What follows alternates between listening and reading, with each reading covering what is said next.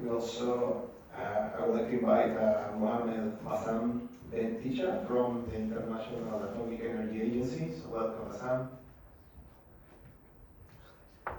And also, I'd like to invite Tobias Aufberger.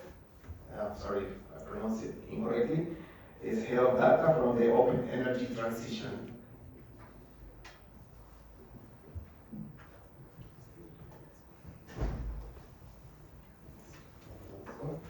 And we have virtually Mr. David McCullin. He's a distinguished scientist and joint faculty professor from the University of Tennessee. Maybe colleagues can help me out with the split screen here. And yes, just checking, David, can you hear us? I can hear you well. You can hear me? Yes, loud and clear. Thank you.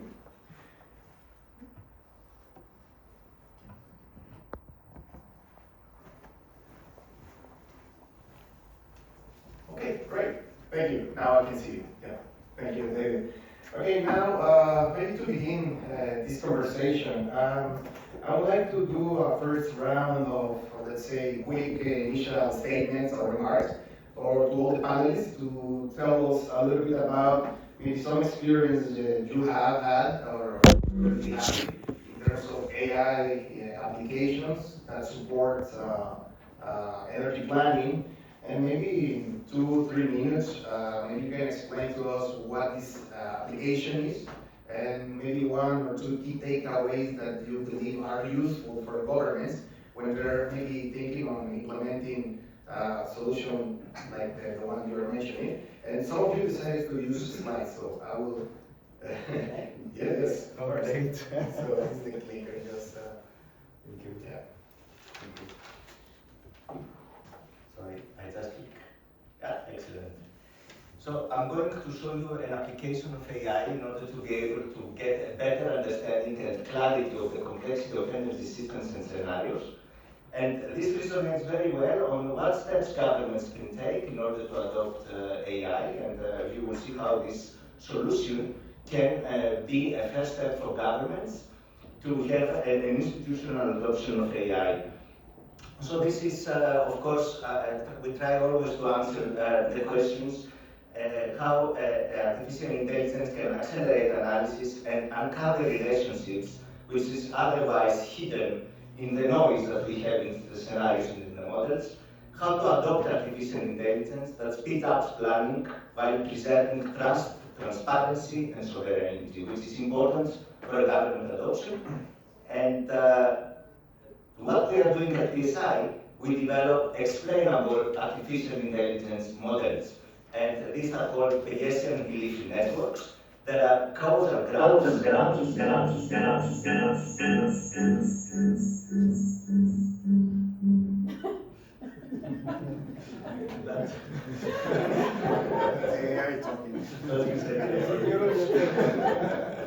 That show why outputs change, why a scenario behaves like it behaves. And what is important is that they keep the policy ownership within the humans. The model becomes a map, it doesn't become an algorithm, it doesn't become a maze. This is how a Bayesian belief network looks like. It's a graph that has uncertainty in inputs, and it can be used to have a goal-driven analysis and what-if analysis. It visualizes the energy system model relationships. It trained by energy system model. It trained by hundreds, thousands of scenarios. And it's very fast and intuitive uncertainty propagation. It also provides backward reasoning. You can see why the model behaves like this, why the scenario behaves like this. What is important in Bayesian belief networks, it is that they have very small risks to be used outside their training data set. So they are not overfitted to the scenarios that they have learned, to the model that they have learned, are flexible tools. And I can show you an example here how we can use such a Bayesian belief network. This is a goal-driven analysis. I have mapped here the Swiss Times energy system model, a model with 12 million equations and 12 million variables. And what we want to do is to set a CO2 goal. This is the yellow box down there on the right-hand side. I want to have a certain emission level of my energy system, and then immediately the Bayesian belief network show me with black arrows which variables are matter in order to get this target that I want. And also, as you can see on the top, on the bottom right-hand side, it can tell me the causality. It can tell me that if you want this CO2 emission level, you have to pay attention to the production of the gas turbines, to the gas import price, and to the carbon tax. Very important causality, because if I have, even if I have a high carbon tax, but my fossil fuel price, gas in this case, is very low, the impact of the CO2 tax on emissions weakens. And this is revealed here. I can use it for a policy guidance. And another policy guidance is subsidy in renewables. Now I'm doing the other way around. I give a subsidy on the top level of the network, and then visualizing all the causality down to the CO2 emissions and why I get these CO2 emissions through these subsidies. So basically, these explainable AI models help the government planning because they can contribute to the policy review and communication. They can convert complex model outputs into visual causal maps showing what drive emissions, what drive costs. They can validate assumptions. We can test very quickly sensitivity of the model, sensitivity of the scenario. What can happen if I want 30% subsidy or 40% subsidy? They turn the model into results, to dashboards for interactive learning, so they help building the capacity. And of course, they can be integrated into the national planning protocol. So if I see here a pyramid of, let's say, the institutional conditions for responsible AI adoption by governments, you can see in the bottom of the pyramid, we talk about data quality and interoperability, which this is important because this creates confidence that the AI tools use the same evidence as artificial planning. We go to validation and capacity skills. This is where this VPN lies. And then we go to governance, where we clarify the human oversight role over the AI. We don't replace the humans here. And of course, the institutional adoption.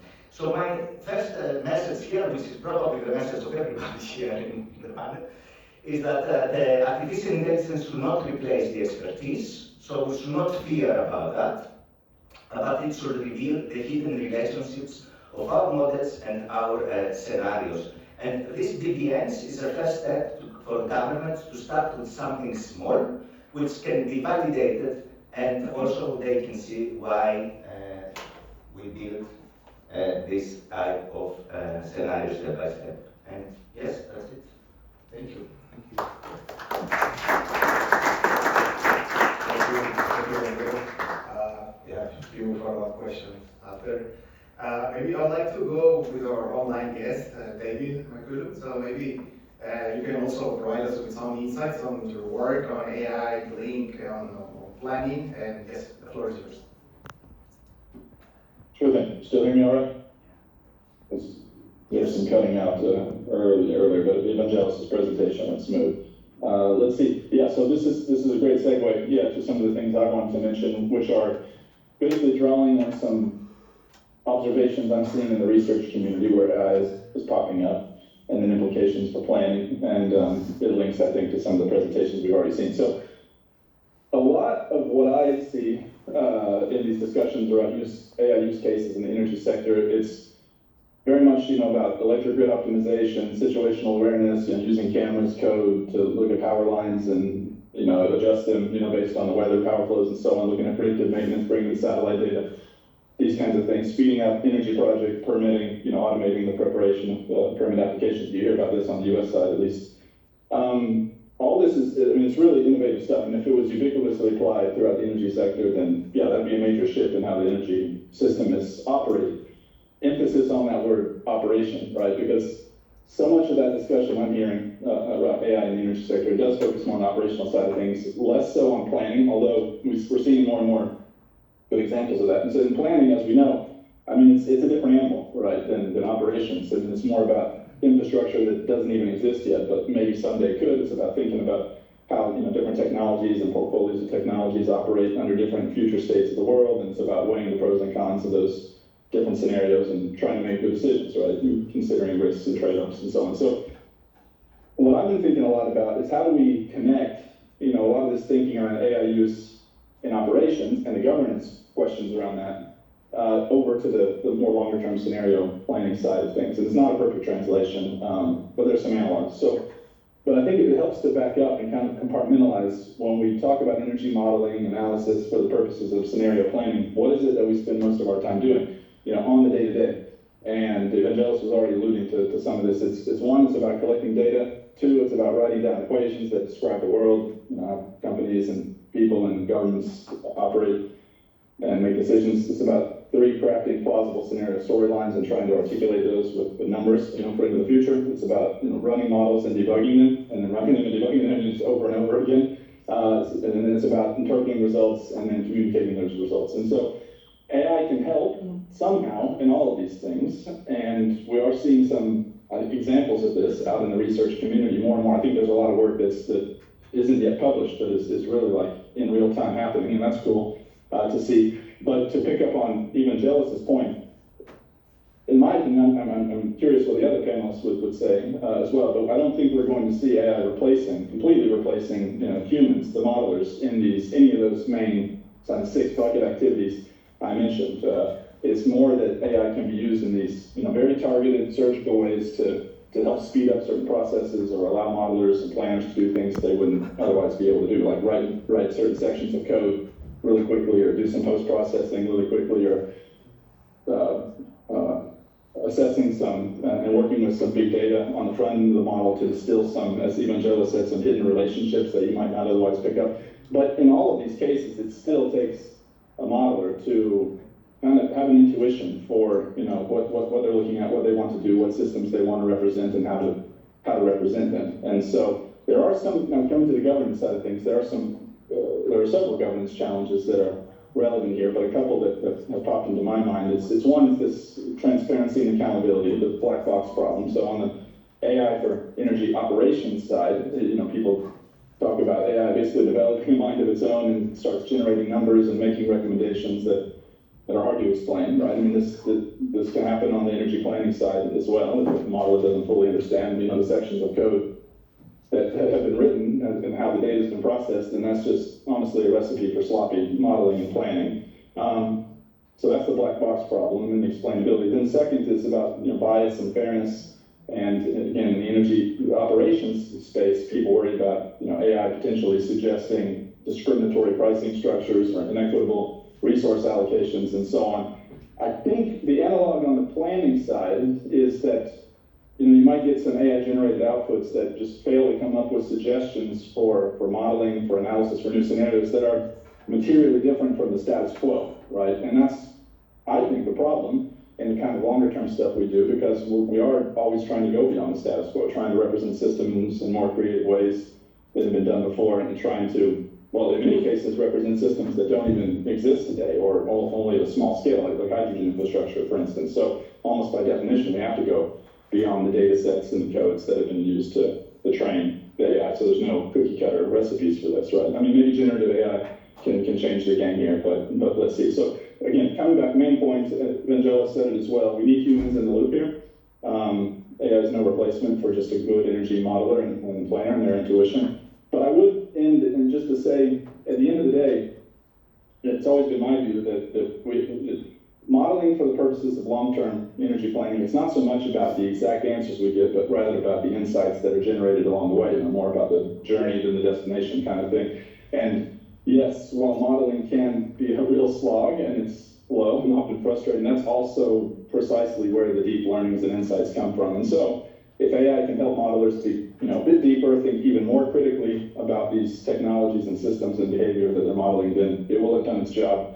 And in the process, all of us who do that kind of work will become better at informing policy and decision-making. So with that, I'm happy to discuss more and talk about some of the things I'm seeing that more kind of on the solution side, how to, the good governance strategies, but I'll park it there for now. Thanks.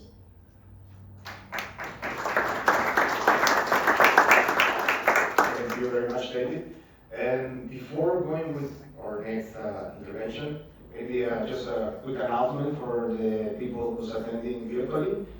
We had an internal malfunction of the system, so the immediate solution is we're gonna make you all speakers. Yes, but we kindly ask you to keep your mics and cameras off, please, and because we have an issue, so you will be upgraded, so well.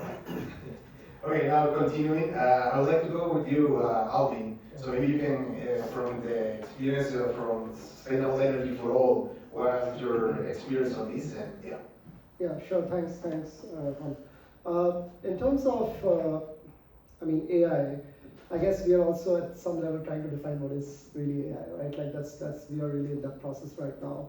But what we're trying to do, at least on the energy planning front, is to address essentially the time it takes when we're working in, let's say, emerging economies or developing countries, is the time it takes to actually take, official kind of data. You typically need to go into like NDAs, and let's say you're doing a network analysis, you need to get some utility data, you need to sign up some NDAs, and then you go ahead, just so that we can have some sort of first layer policy intervention discussions. So to kind of bypass that kind of long process to kind of get to the point, we basically have come up with a couple of tools that we are working on right now. One is we call the Open Building Insights. It's the OBI, which we actually collaborated with IBM and also DLR here in Germany. The objective of that tool was essentially to help us have a bit more of a granular insights on the buildings mapping in any of the countries that we're working in. So mostly it was, we are all working on the Sentinel data. They get the 10 by 10 resolution. One of the issues that we had is that you could not have more granular insights when it comes to building classification. Number one, what kind of buildings are there really in? So we kind of developed a model that allows you to classify the buildings between residential / non-residential. Now we're kind of expanding that between residential, non-residential, and industries, giving a bit more of a granular insights through normalized digital surface modeling to kind of give a bit more of better insight on, okay, how much is the solar rooftop potential, for example, in this particular building that we can have. So a better, let's say, magnification of these images. We are calling it the OBI because the source code for this, which we work with IBM, is open source. So you can actually go to the website and you can find an access to the open source source code if you would like to kind of take it on. And yeah, I think that's one of the learnings with us for this has been that when we were trying to, at the end of the day, this is a machine learning kind of algorithm. So when we kind of try to put it into application, especially with when talking with the governments, this has been a major discussion. What about the source code, etc. And like then you kind of get the accessibility to kind of train the model on. One of the learnings that we have had with OBI is that you cannot like really say that, okay, let's say I trained the model in Kenya, so I can now do this in India. No, it does not work. It has to be retested again. So there's a lot of fine tuning that needs to happen on that front. Second is the work that we are doing. This is something under development. We're calling it the Sense Spatial. This is a tool that we kind of realized that typically we all work on, most of us at least here must have worked on typical capacity expansion models, right? One of the challenges that you always have is that, okay, when we talk to policymakers, is that you need to deploy 500 megawatts of utility solar, and they're like, where? And when, and what are the conditions of my network? So what we're trying to do is to bring in a bit more of granularity in terms of the spatial information. We are using machine learning codes again that we kind of learned from the OBI to kind of classify the kind of buildings that there are, and we can understand what the kind of load profile is going to be, and then kind of come into kind of suggest what kind of supply side options or demand side options the government can work on. Very specifically, when it comes to these models, again, what we have kind of in our experience when we are talking, at least with the governments, is that as long as I said again, as long as they're open source, they are fine. They actually also work well if you really try to, and I think on to your question about prioritization, right? I think one of the first prioritization that the governments want to understand is, it feels like whenever we talk to them, can AI solve us to compress all these different regulations we have in like 2 pages and give us the best synthesized version of this? So, I mean, it's sometimes very difficult to kind of respond to those kinds of questions, right? It's, we cannot develop your chatbot, right? Like, and even if we were, like, you'll have to have your own, data kind of privacy and, all those kind of things. But at least with this process, what we can tell you very transparently is that what kind of data do you have, what kind of data is out there available in an open source manner, and what kind of data is from a generative source. So it kind of helps to bridge a lot of the data gaps that there are, and it kind of shortens the time period that it takes. So typically, like the projects that we were able to do, let's say even to get onto the table to form a demand flexibility regulation, if we were to do an analysis, it takes 1 year to go through the whole cycle. Here, through this process, we can do a quick and dirty run in 3 months, and then go with a quick analysis and say, hey, this is the kind of potential you have. Would you like to have a deeper analysis on this, or would you like to form a policy regulation based on this particular run that you have? And that kind of opens up many doors, and we have seen that there's an overarching acceptability to these things. But I think at least in the governments, in the countries that we work with, it seems like it's even defining stuff. What is AI? What is governance? Where are our boundaries? All these things are very murky at this stage. I think we're just scratching the surface as far as I can see. Yeah, that's it for myself. Thank you, Omi. Now, another panelist wanted to have slides, so Mark, please. Thanks. Don't worry, I've only got 500 slides, so this will make coffee just so much more exciting. When I was thinking about this, there are a couple of stories that come to mind. One, when I was a kid and watching some reruns of Star Trek, there was this episode where Captain Kirk and the people of the USS Enterprise were so excited. They found this super advanced spaceship. It had to be full of like the most amazing kit and people and so on. So they get in, they dock into the spaceship. It's beautiful. I mean, like just the most amazing computers, machines, and they meet the people, and the people are so dull because they've kind of given up everything to the machines. The machines do everything. Okay? That's one picture I want you to have in your mind. And then the other picture is a former boss of mine has relations in China, and many years ago he went over there to a rural part of China, and he was bartering with somebody at a store and so on, and they were about to work out the price, and he gave her a calculator and so on, and showed that you could work out the price on the calculator. And this was like looked at with a lot of suspicion. So she got her abacus out and quickly read it and checked the numbers, and it was like, the calculator's right. Okay. Now these two pictures I think are really useful for us, because I think we're entering into this space where we could lose agency, and on the other hand we're in this other space where we don't kind of take advantage of the tools and the power that's out there in a sensible way. Anyway, my name is Mark Howells. I head up something called Climate Compatible Growth. It's a program that's funded by the UK government and a number of other governments, and at our centre is a set of universities. So we have the Open University, KTH, Strathclyde, Loughborough University, and then we scrape the bottom of the barrel for the next university. So we've got UCL, Imperial, Cambridge, and Oxford. And amongst this group of universities, we have a number of people doing phenomenal things with AI. The most frustrating group are the students that I have to look after, because I read these papers and they're like, they're good, you know, and you start scratching around and then you think, whatever. I think I'm just going to write an AI to mark their papers, which is what I've been doing. Like, I still have to go back and recheck them and so on for various reasons. But in the Climate Compatible Growth Program, we're really interested in how we can accelerate economic growth in a way that reduces environmental impact. Okay, that's the challenge.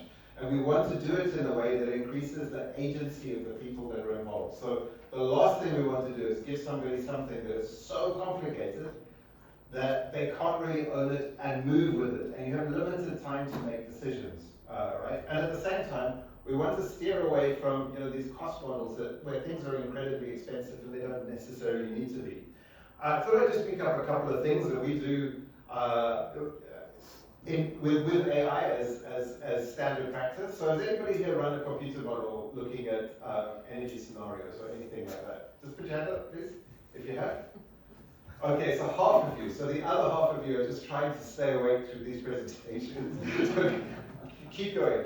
But the thing is that if you had to do this, and we work with policymakers and decision makers in government, they need to make their own decisions. They're not Python programmers, they're not any other programmers, they have to get on top of this. And doing these models for the first time is complicated.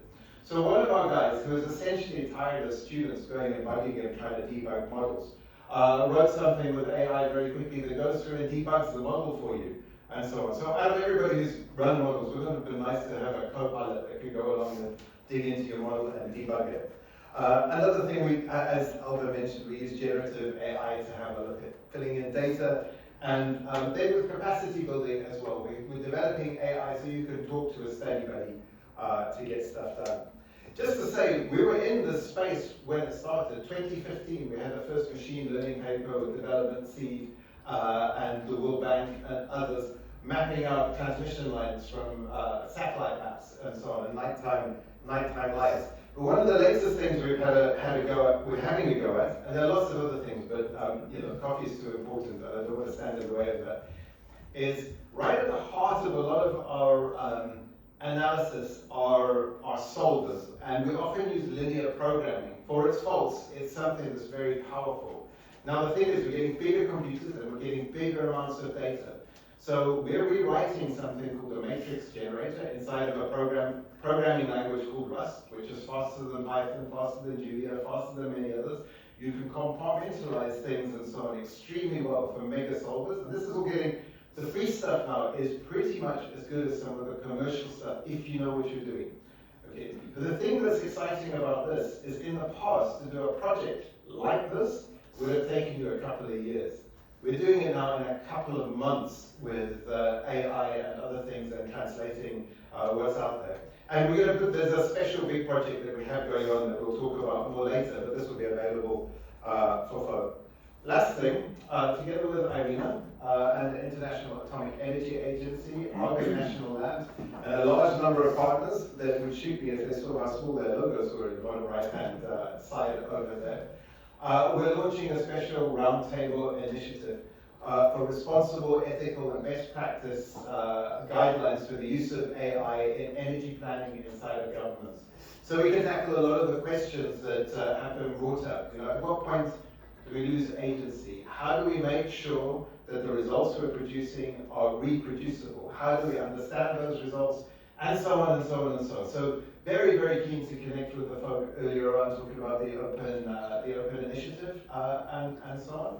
And we have this large network of governments and others between us, and very keen to set information up that's then useful for government planners. So you know what's available, and you can do that through agencies that you trust and work with. Thanks very much. Thanks, Mark. Thank you, Mark. Now, continuing with this initial statement, and maybe we should speed up a little bit. Now, I would like to give the floor to Bassam to hear the IAEA position regarding this and his perspectives. Please. Thanks, Juan Jose. I think we heard a lot about the applications of AI, so I guess it's time to start talking about the challenges and what we should be careful when using AI, and that's why we need this governance and guidance on how AI should be used. So let's break how AI can impact the way we do energy planning. So AI will be part of energy systems more. I mean, in the past also there were a lot of tools exploring relationships between different data, but now we are getting more powerful tools, and most probably in the future we will have more of these tools into the energy systems themselves. We will have improvements in short-term forecasts for renewables.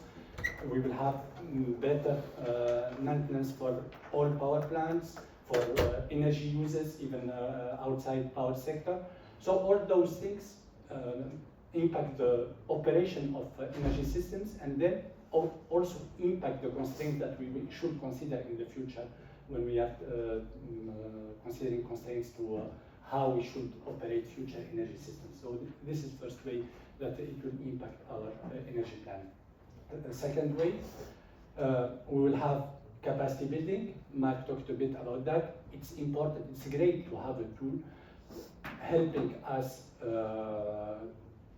having solutions to how to model issues.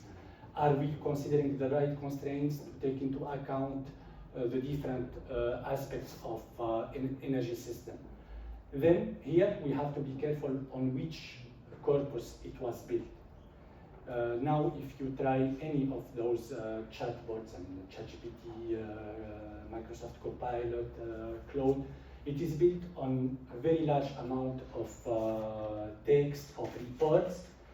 Who is ensuring that the quality of all this corpus is good enough? And there is here a balance between the amount, because such tools need a lot of input data, texts, reports, to be able to give results. But we need also to have a lot of control what those tools can provide to the user. So we start testing this kind of bots, doing debugging, giving some solutions how to model one issue or the other, but one has to be sure that it does not go outside some defined corpus that we trust, because it is really important that information given to the users is the correct one. Then we have the models themselves. We saw some examples of how AI is used in modeling. That's great to be able to summarize thousands of scenarios and to uncover the linkages there. I mean, in the example we saw at the beginning, I guess you saw there are 4 possibilities for each of the technologies, but 4, and if you have 10 technologies, 4 power 10, this gives a huge number. I don't know if myself, I cannot imagine what is this number. So having such tools is really great. And also here, when we are using AI for modeling, for grids expansion, for testing if there is some grid congestion, there is another problem of governance. Imagine a power system like here, where you have many operators, many generators, many TSOs, and then they are sharing one model, so they have to give all the data, and then model will be able to, from existing situation, to monitor if this situation is critical, if something should be done to prevent some outage, to prevent blackout in extreme cases. But how to share this model with all those stakeholders? That's really a governance problem, and there is a lot of thinking how to put in place a governance in a way, because the model can give you can trick the model to give back all data it learned on. It was used as a learning. So, and maybe some of it is proprietary, so we have to think about the governance on such cases. And also, in these cases, of course, do we need optimal? I mean, when we talk about linear optimization, what we need is really to have decision made now, and that those decisions will influence the future.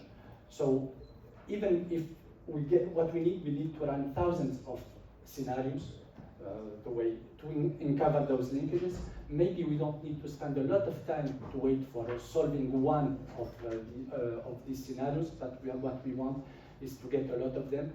Even sub-optimal, not far from the optimal, is good enough, and AI could help in those cases. So that's what I had as first thoughts, and thanks. Thank you. Thank you very much. And now, last but not least, please, Tobias. Yeah, thank you so much for having me. My name is Tobias Augsburger, Head of Data at Open Energy Transition. So I have... we can hear you.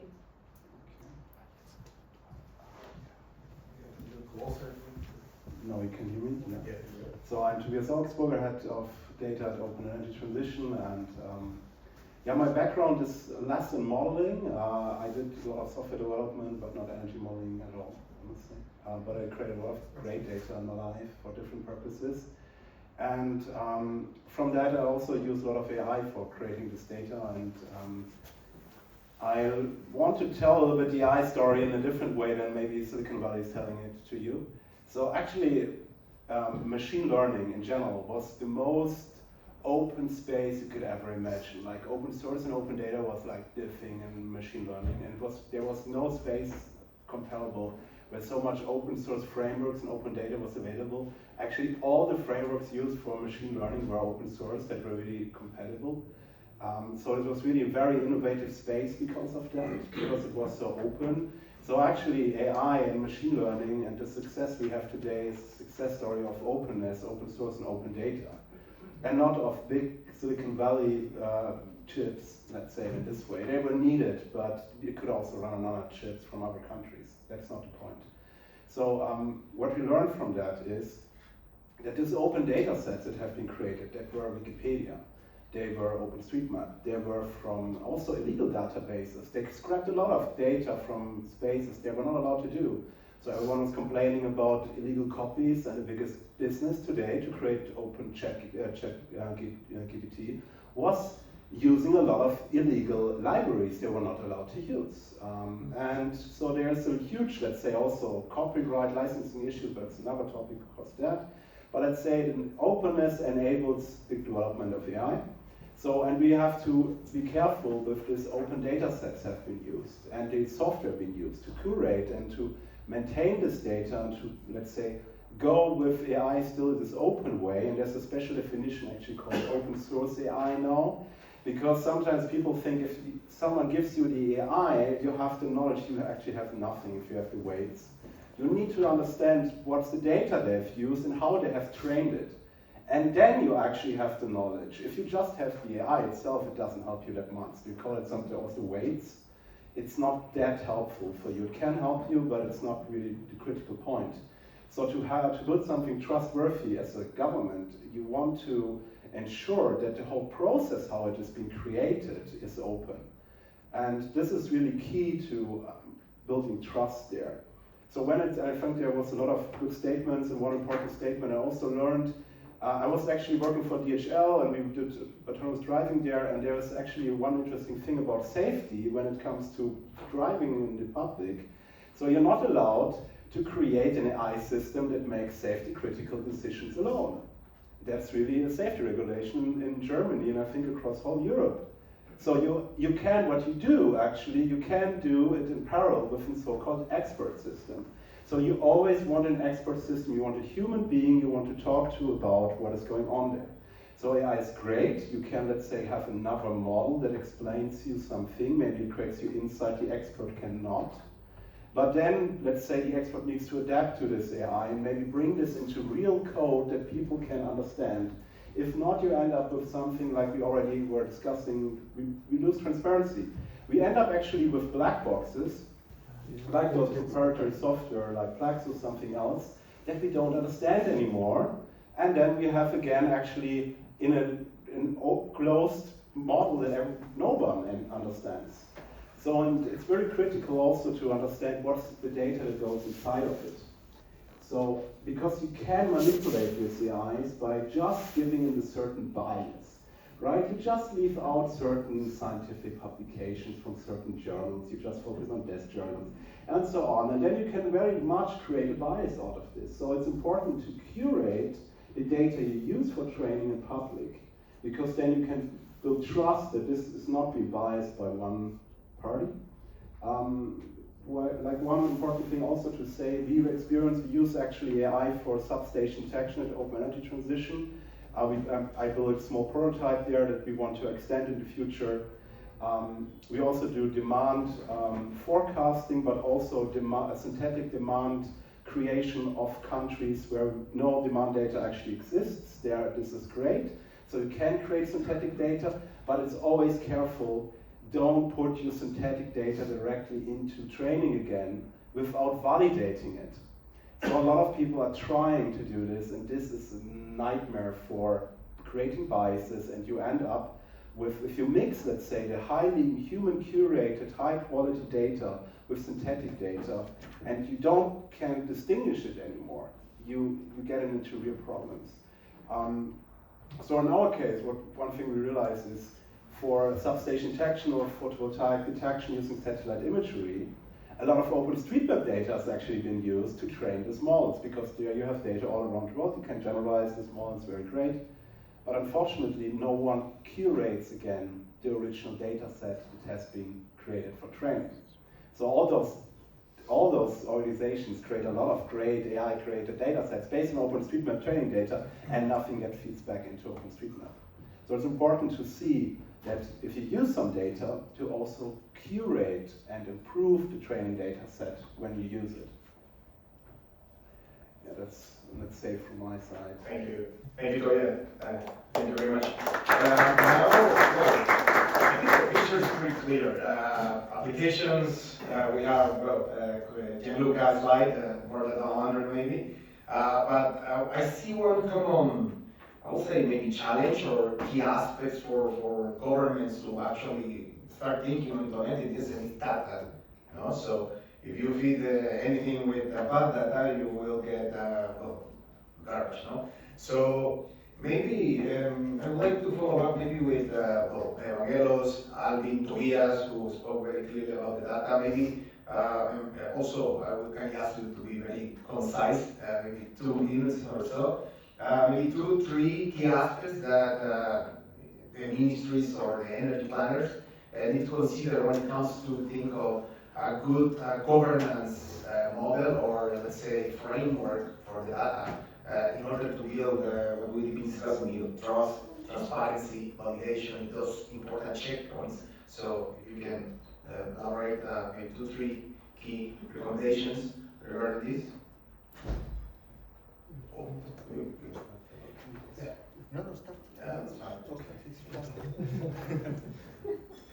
Yeah, first of all, it's important to say what's actually training data you've used in public. Like ChatGPT and all of them don't do it because they use a lot of training data we're not allowed to do, but it's important to do that. Secondly, I think it's really important to create this with an open process. It must be, and it's important, the AI is not reproducible and sometimes not predictable, so you can run it multiple times and you can have, without any changes, different results. But you meet the training, how you train it, that needs to be reproducible so that someone can do it again. The third one is really try to understand that the training data is so important, and don't put synthetic data into it without validation. Just maybe one small comment regarding, because I agree that training data is important, and one has to keep in mind that all those AI models, what they do is to learn from data set, from training data, and they will give back according what is inside that data. Nothing new will come out from nothing that no pattern that is not inside that data. And in our case, we are looking at energy transition, something that should not be different from what happened in the past. So when giving data from what happened in the past, that's what we want to avoid for the future. So in that sense, maybe giving synthetic data in the sense that it output of models that is fully controlled by experts. So and in that sense, experts will be always needed. So there is a lot of learning, but about things that did not happen in the past. So one should not only use historical data for training, but also think about new scenarios, because we are thinking about energy transition, not replicating what happened in the past. Thank you. Now, Alvin. Maybe from on the governance framework for data, I think first things first, at least from our experience when we're talking with the governments, I think they need to first maybe have a nuanced understanding that, okay, automation and artificial intelligence are two different things. And it feels like a lot of the requests are more towards automation. And so I think first things first would be to really to say that, okay, if we want to like really automate all of the intelligence that we really have at this point in in the government, what is the kind of real governance framework around that? How do we define what is within the boundaries? Because in a lot of cases, when we are interacting, let's say we are talking about understanding the energy consumption of a particular administrative zone, but it kind of overlaps with many other jurisdictions as well, right? Like you're talking of, building authorities, you're talking of, in cybersecurity as well at some point, the guys who can handle IT. So it just feels like there needs to be, at many of the countries that we're talking, there needs to be some sort of at least in the Ministry of Energy, there needs to be some sort of an AI steering committee to begin with, to have some sort of a core principles being set out. Okay, what is automation? What is actually artificial intelligence? What are you training, or why are you training this on this? Does this help our cause? And like really creating I really like your recommendation one, this prioritization framework. And that framework has to be based on an understanding of the subject itself. And seems like not enough people around the room, and it's great to have one software person on this panel, is to kind of really give a bit of a sense on what they're dealing with. And it in many cases feels like it is outside the people that we interact with on a daily basis, which is Ministry of Renewable Energy or Energy. So it just feels it's slightly outside that. Final point on training. I think we also collaborate with Open Energy Street Maps, and yeah, I think this feedback loop is very important. One of the things that we have seen is that at least in the buildings that we geospatially analyzed, when we looked at, so at least one thing that we try to do is to make sure that those buildings are there. So we send somebody out there, we take a sample size to go and check if those buildings are there and if we have rightly classified them or not. Until now, we have reached around 70 to 85% of confidence levels. So, I mean, when we show that, sometimes the governments also get very excited. Oh my God, like we can just replicate this in the next state now. No, but that's not the point. Like it has to be taken very slow. So, I think artificial intelligence is also needs to be not conflated with accelerated intelligence. So we cannot just accelerate every time. And these are the kind of guardrails that everybody needs to think about and taking it pretty slow. Because I think if without that we could be in a situation where we are not taking any of those decisions. All those checkpoints are being done by something else. Thank you, Angelos. Just very brief. That data are not only numbers, data are also humans. So we are also exploring multi-expert knowledge networks for training AI tools. So we need to integrate humans into the data process as well, and training process. And the second is that we need peer-reviewed data, as very much said. And here is the role of international institutions like IRENA, I would say, that we have also the possibility to help us to get peer-reviewed data, to be a repository of such kind of data that we can use in training our artificial intelligence model. Thank you. And David, nice to have you back. Apologize for the technical issue here, but maybe I want to ask you one follow-up question, and maybe realizing that something that you mentioned, also that the other panelists mentioned, regarding maybe the relevance of doing this differentiation between AI used for maybe power sector and AI used for energy planning, which maybe conveys more than the modeling and more than the assessment of the demand or so. So maybe when it comes to governance, in your experiences, how do you see maybe the nuances that have to, a ministry have to take into consideration to differentiate between these two types of maybe uses of AI? Yeah, I can hear you now. Yeah, and by the way, I'm curious, when I was giving my remarks earlier, could you hear me the whole time, or did I drop out? I don't want to repeat anything I said before. Oh, sorry. Yeah, we heard. He's asking if we heard it the first time. Oh, okay, so, okay, that's Yeah, fine we then. Okay, so. David was asking, could we hear him? We could hear you clearly, David. The answer is Go yes, ahead. so let him continue. Okay. Yes.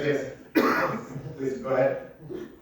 Okay, yeah. So, Let's see, so, yeah, I mean, one thing that, when again, more on the AI for energy operations, but also energy let's say AI more generally and the use of it in other sectors, right? We were hearing, related to this bias and fairness question, there's I would say, the challenge and an opportunity to come up with fairness metrics that people are trying to do, and this means different things in different fields, right? What is a fairness metric, and when AI, eventually along the chain of, in our case, energy modeling, when it spits out some numbers, is it fair, right, by whatever measure?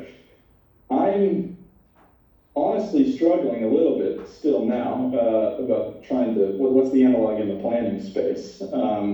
Because any of these great examples of use cases that people have mentioned today, you put that into your workflow for modeling, you come up with scenarios, you get a scenario, how close or far it is from some, let's say, well-established, mean or median across, scanning other models that are out there, let's say more, let's say human-only produced ones or whatever.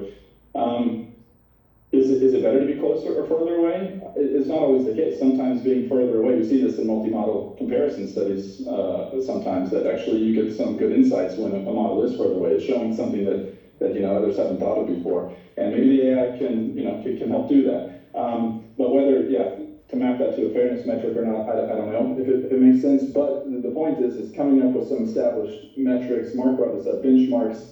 I think it only helps, right, to be more systematic about kind of where AI is landing and where the use of it is helping us land in the planning space in our scenarios.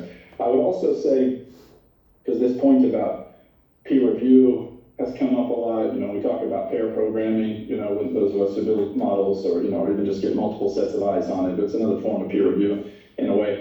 We're hearing a lot in the broader AI space about institutions coming up, with just trying to be more systematic about that for AI, because it's a new kind of challenge, setting up AI officers or AI task forces or AI boards, within their organizations. I think small teams of researchers, of planners who are doing modeling for planning could try to follow that playbook as well, and just again, to be even more systematic and structured within themselves, right, before they publish things, how the quality of the data that's being used and then the results that are coming out. And then last thing I would say is that training, human training, like education of AI for people in different organizations, that begets AI literacy, to higher and higher levels. And I would say if the tide is rising across, all boats in a given team or a given institution, more people are familiar with AI, then this is only helping the situation. So the implication is from let's say a governance or a perspective, or from the government itself, people doing that work, is just investing and spending more time in on-the-job training for AI and the kinds of things we're talking about, at least if not as a user and a coder, at least a consumer. Keep in mind that most people who got a university degree since 2020, maybe 2015, have very little hands-on experience, with AI. It's really, but as Mark alluded to, many of the students have that. So it's a different era, so a lot of us need to catch up. So I'll stop there. Thank you, David. Maybe one follow-up question to you, Mark. And Gael mentioned this the idea of the international collaboration, and you mentioned this round table. How do you see these initiatives like this one can support actually countries? I'm thinking of emerging economies and so, which maybe are the ones that struggle in terms of access to such tools or these capacities. So, I think a lot of people in developing countries are faced with exactly the same problems that people in developed countries face, especially when it comes to working under constraints. And one of the problems, I think, is that we don't have somewhere where we can go and we can say, what can AI do for me? What are the constraints? What do I need to worry about with my data? What are the quick wins that I can do now? What will help me given the process that I'm in? And I think that international organizations are in a wonderful place to create this trusted set of information that's up to date, that people can go along and get that info.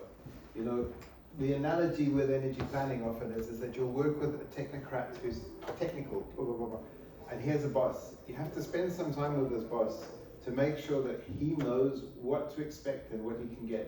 And I think just at a very high level, this is something we need some place where people can go to understand exactly what they can get out of AI and to demystify it so that you could do responsible planning given these tools that are out there. And you know, David said something about people getting a degree recently. I mean, the advances in this space are so fast, so quick, that we need to find some way of getting all of the noise away and just that really useful information, data, tools, and so on to the decision maker. And just to say, this is, while it might appear overwhelming, the opportunity is really big because you can do clever things that you couldn't do before. Like you can much more easily communicate with different groups, communicate easier with decision makers, with analysts, with researchers, with developers, and this opens up wonderful opportunity. And many of us don't know about it. And I think in a developing country context, this could be a great leveler. I mean, you just need to get online and you can get some of this stuff. And internet connections have improved dramatically over the last few years. But again, it's one thing to be able to get online and get this stuff.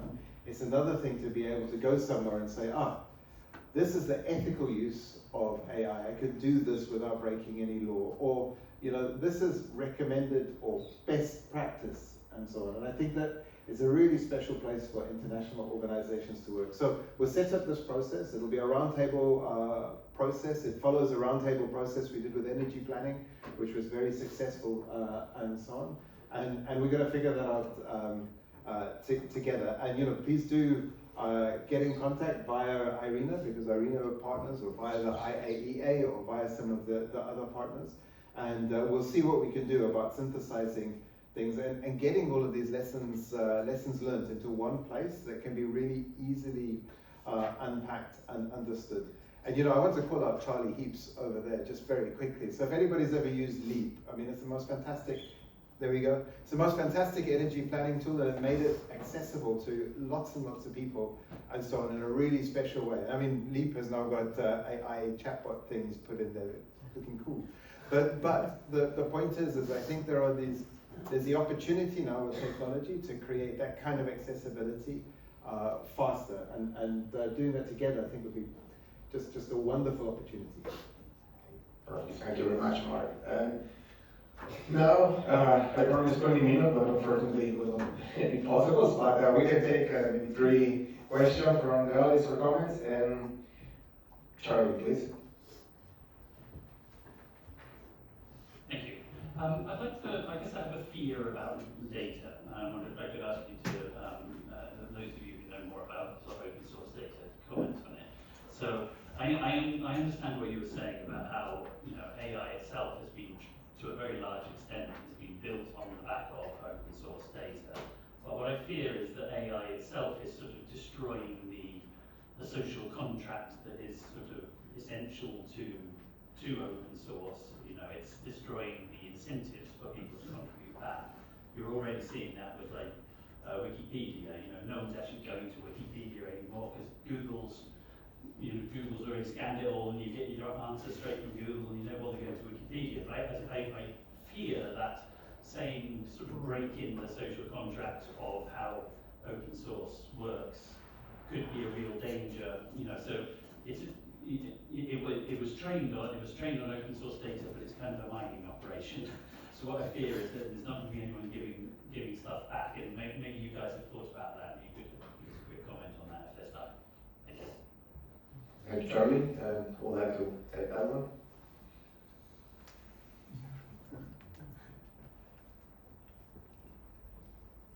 Yeah, I think there is, What to do about it? there is, I would say, at the moment, a lot of people discussing about this, but there is no real solution to it, because if you want to make money with your AI, you just have to hide the other content. So, yeah, I'm also very interested in this topic, and I've been looking a lot into it, but there's no real solution at the moment. Besides financing, there's a lot of, let's say, people thinking that we should actually finance open source and open data and consider this actually public infrastructure and just finance it like other public infrastructure, like with taxes, actually. There's a lot of ideas about taxing actually proprietary software using open source software. A lot of proprietary software is actually using open source software in backend and then just taxing them. But besides taxing is always like hard, like simply the last way to go, is really like creating incentives to also create new data and to also enforce the attribution. And attribution is important. And the problem with AI is you remove just all attribution. You don't, even if you train on this model, let's say you train on Wikipedia, no one will give you they won't give you the attribution to Wikipedia anymore. So it's just gone. Even the reader cannot see that this is based on. So I think it's very important. One simple solution would be to enforce the reference where it's coming from. Always in AI. If I could just say one quick thing on that, Charlie, we're working a lot with something that we call data to deal, where we're trying to create reproducible, auditable flows of information, with the idea that then helps with, this should be like best practice in policy making or best practice in mobilizing finance. So you should be able to go back and do all of this, which creates an incentive then. If you're making a multi-billion-dollar investment, there should be that incentive to be able to trace back to the original stuff. It's a sliver of the problem, but hopefully useful. Just one comment with a positive note in the end. The ChatGPT, for example, the first versions of it didn't produce any reference. Now they're forced to do that. So I think we have many fears, all of us, about AI and what AI is doing to us and how we are going to use it efficiently.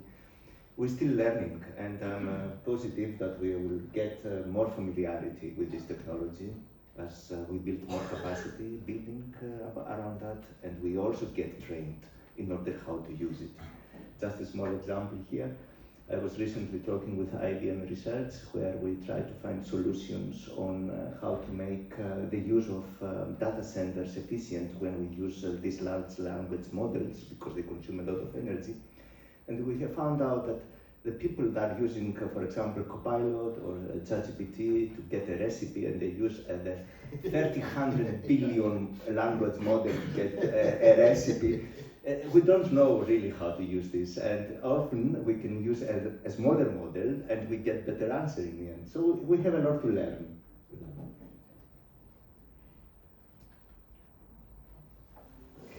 Unfortunately, we're running out of time, but I would like to close maybe with one quick question to all of you, and I would like a very short answer, maybe one sentence or so.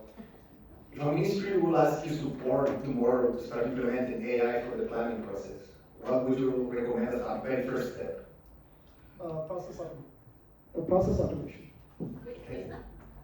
Process automation. So in your energy planning, any kind of process automation. I would not go into anything beyond that at this stage.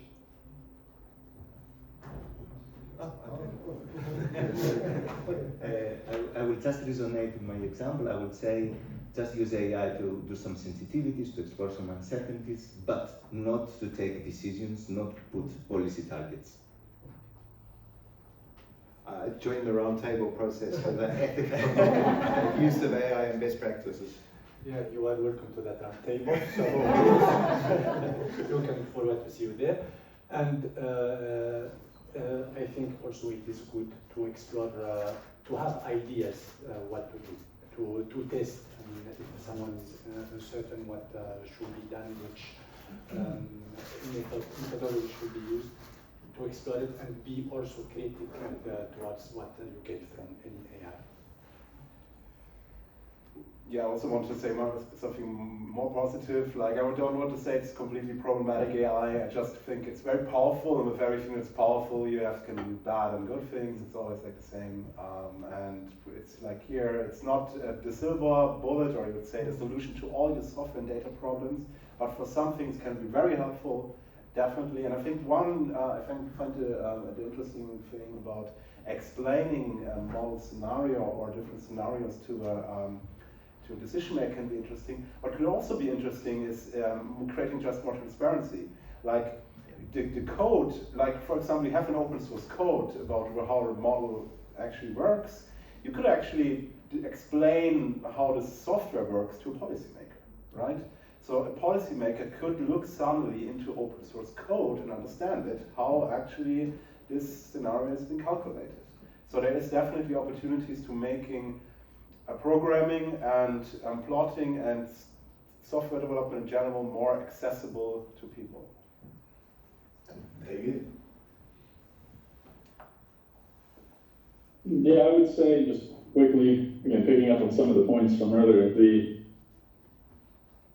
it's this point about education and training and developing AI literacy. I think that continuing this exact discussion we're having, but going deeper, organization by organization, could be done through a roundtable, like Mark mentioned, peer learning, just so that we all, and in particular those in government who are doing scenario planning, so they just develop a more solid grasp of what AI does, what it doesn't do, what the potential pitfalls are, when it's hallucinating, and just when things don't pass the smell test. I think it takes years for people to get an intuition of that from energy modeling, what we've done in the past, but now AI adds something new, and so we need to be prepared for that. Well, thank you very much, and just a round of applause for our excellent panelists. Thank you very much. And just to make emphasis, as David mentioned and many of you mentioned, this is not the end of this conversation. We surely will continue this talk later, at least in the ETIAS network, and most likely in many other, maybe the round table, of course. Yeah, thank you, and please.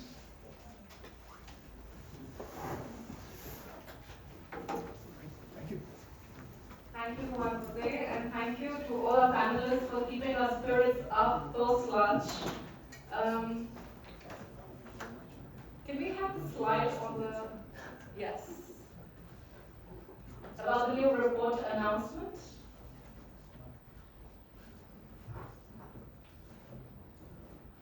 So anyway, we don't have it here, but we have, IRENA has recently or today launched the digitalization report. It's the Digitalization and AI for Power System Transformation report. So IRENA has developed in collaboration with the G7 presidency, Canada, and it explores how digitalization and artificial intelligence can accelerate the energy transition by enhancing reliability, affordability, and sustainability. With electricity expected to power over half of global energy use by 2050, digital innovation is no longer optional, it's essential. You can read more about the report online. It's live on our website, and later we will also, you can see the QR code here.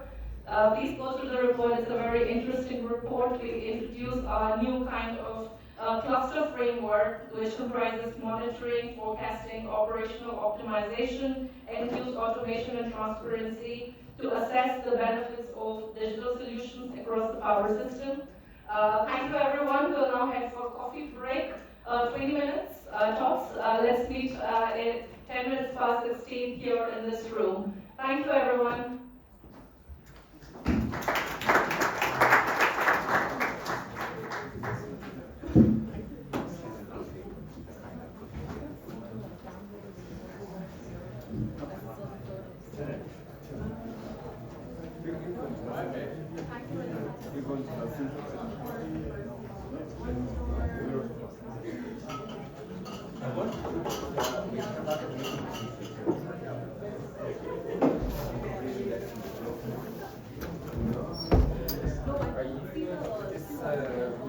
Round table on electrical AIs. Is that like